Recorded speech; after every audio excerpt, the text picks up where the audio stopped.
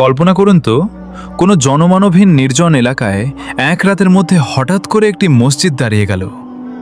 শুনতে অলৌকিক মনে হলেও ঠিক এই রহস্য নিয়েই কয়েকশো বছর ধরে দাঁড়িয়ে আছে বরগুনার বেতাগী উপজেলার কাজিরাবাদের এই প্রাচীন মসজিদটি।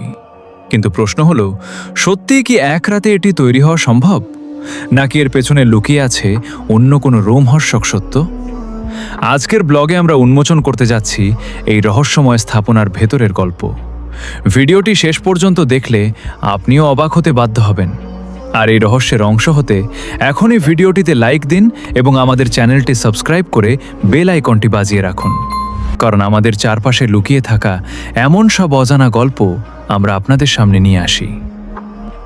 এই মসজিদটির প্রথম দর্শনেই আপনার নজর কাড়বে এর বিশাল আকৃতির প্রাচীন গম্বুজটি। জরাজীর্ণ দেয়াল আর শেওলা ধরা ইটের পোড়োতে পোড়োতে যেন মিশে আছে কোনো এক অজানা সময়ের দীর্ঘশ্বাস। আশ্চর্যের বিষয় হলো, বাইরে থেকে যতটা বিশাল মনে হয়, মসজিদের ভেতরটা ঠিক ততটাই ছোট। মাত্র 3 থেকে 4 জন মানুষ এখানে একসাথে নামাজ পড়তে পারেন।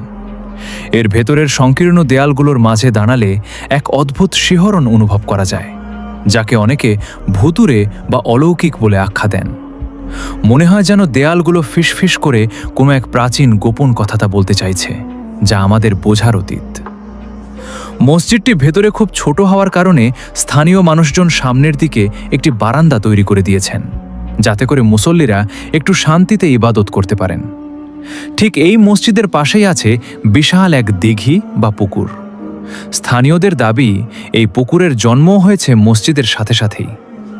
এই পুকুরের শান্ত জলরাশির নিচেও কি কোনো রহস্য লুকিয়ে আছে? এলাকাবাসীর মনে এখনও নানা প্রশ্ন।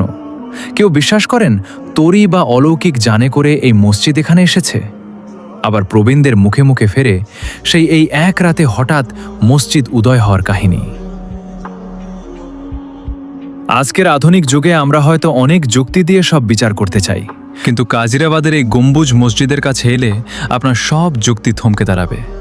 মানুষের ভক্তি, আবেগ আর এই রহস্যময় নির্জনতা মসজিদটিকে দিয়েছে এক অন্যরকম পবিত্রতা। আমাদের বেতাগীর এই ঐতিহাসিক ঐতিহ্য রক্ষা করা আমাদের সবার নৈতিক দায়িত্ব। ভিডিওটি শেয়ার করে সবাইকে দেখার সুযোগ করে দিন। আজকের মতো বিদায় নিচ্ছি। দেখা হবে খুব শীঘ্রই আবারও কোনো রোমাঞ্চকর ব্লগে। ততক্ষণ ভালো থাকুন। আল্লাহ হাফেজ।